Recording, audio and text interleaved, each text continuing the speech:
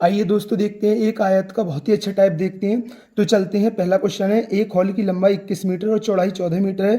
फर्श और छत के क्षेत्रफल का योग चारों दीवारों के क्षेत्रफल के योग के बराबर है। हॉल की ऊंचाई क्या है? तो क्वेश्चन समझने के लिए मैं एक चित्र बना लेता हूँ, एक हॉल बना लेता हूँ, एक हॉल बना लेता हूँ मैं, जिससे आपकी क्वेश्चन और अच्छी तरीक़ा से समझ में आ जाए। अब जैसे ये हॉल है, बना लेता हूँ। आपको चित्र पर नहीं जाना, बस चित्र आपको समझना ही है। एक हॉल की लंबाई 21 मीटर है और चौड़ाई 14 मीटर है और हमें ऊंचाई इसकी ज्ञात करनी है। क्वेश्चन में बोला है फर्श और छत के क्षेत्रफल का योग। जो ये फर्श है नीचे वाला और इस जो छत है के क्षेत्रफल का योग, इसकी जो चारों दीवारों हैं, चारों दीवारों के क्षेत्रफल के योग के बराबर है। तो देखिए इसका जो छत है वो कैसी है? आयताकार। और इसका जो फर्श है वो भी कैसा है? आयताकार। और हम जानते हैं आयत का क्षेत्रफल क्या होता है? लंबाई गुणा चौड़ाई। तो ये तो हो गया फर्श का क्षेत्रफल और लंबाई गुणा चौड़ाई हो गया छत का क्षेत्रफल। अब हम जानते हैं चारों दीवारों का क्षेत्रफल क्या होता है? ये होता है 2 लंबाई प्लस चौड़ाई गुणा ऊंचाई। क्या होता है? 2L प्लस B गुणा H। अब आपको बस मान रख देना है। तो ये क्या हो गया? 2 गुणा LB हो गया।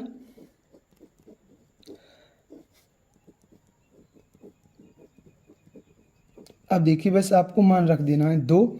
लंबाई कितनी है हमारी? 21 है और चौड़ाई कितनी है हमारी? 14 है और 2। और ये लंबाई कितनी है? 21 है और ये चौड़ाई कितनी है? 14 है गुणा H। तो 2 से 2 कट गया, तो हमारी ऊंचाई कितनी आ गई? तो H बराबर आ गया 21 गुणा 14 और ये कितना है? ये हो गया 35। तो 7 पंजे 35 और 7 तिया 21। तो 14 ही थी 42/5। जब आप 42 में 5 का भाग दोगे तो कितना आएगा? 8.4। और ये किस में थी? मीटर में। तो जो ये हॉल है इसकी जो ये ऊंचाई कितनी है? ये 8.4 मीटर है। तो ये क्वेश्चन समझ में आया होगा। एक और देखते हैं इसी पर आधारित, लेकिन उसमें आयतन पूछा है और ये टाइप आपके और अच्छी तरीका से क्लियर हो जाएगा। तो देखते हैं नेक्स्ट क्वेश्चन है, एक हॉल 14 मीटर लंबा और 11 मीटर चौड़ा, यदि फर्श और छत के क्षेत्रफल का योगफल चारों दीवारों के क्षेत्रफल के योगफलों के बराबर है तो हॉल का आयतन कितना है? क्वेश्चन ऐसा ही है, बस हमसे इसमें क्या पूछा है? आयतन पूछा है। तो मैं एक चित्र बना लेता हूं जिससे क्वेश्चन आपकी और अच्छी तरीका से समझ में आ जाए।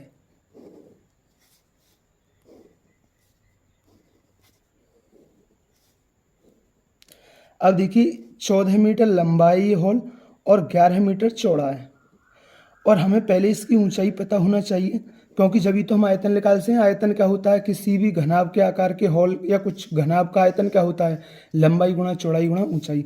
तो इसने बोला है फर्श और छत के क्षेत्रफल का योगफल चारों दीवारों के क्षेत्रफल के योगफल के बराबर है।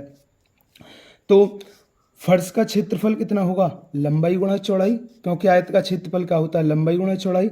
और छत का क्षेत्रफल भी क्या होगा? लंबाई गुणा चौड़ाई। और कमरे की चारों दीवारों का क्षेत्रफल होगा 2LV गुणा H। अब देखिए ये हो गया 2L गुणा B। अब मान रख दीजिए, तो लंबाई कितनी है? 14 है और चौड़ाई कितनी है? 11 मीटर और 2। ये लंबाई कितनी थी हमारी? 14 थी और ये चौड़ाई कितनी थी? 11। तो ये कितना हो गया? 14 और 11 25 और गुणा H। तो यहाँ से H की वैल्यू आ जाएगी। तो यहाँ से H की वैल्यू क्या आ गई? तो यहाँ से H की वैल्यू आ गई 11 चौक 44 और हासिल भी 4, 11 एकन 11 और 4 15 बटे 25 मीटर। कितनी आ गई? मीटर। अब हमसे पूछा है कि इसका आयतन क्या होगा हॉल का। ये हॉल कैसा है? घनाभ के आकार का है। तो घनाभ का आयतन क्या होता है? लंबाई गुणा चौड़ाई गुणा ऊंचाई। तो लंबाई कितनी है? 14, चौड़ाई कितनी है? 11 और ऊंचाई कितनी है? 154/25। ये किस में आएगा? मीटर क्यूब में आएगा। किस में आएगा? मीटर क्यूब में आएगा। अब देखिए, अब इसकी जब इनकी जब आपस में गुणा करोगे 14 गुणा 11 गुणा 154 की, तो ये कितना आएगा? ये आएगा 23,716।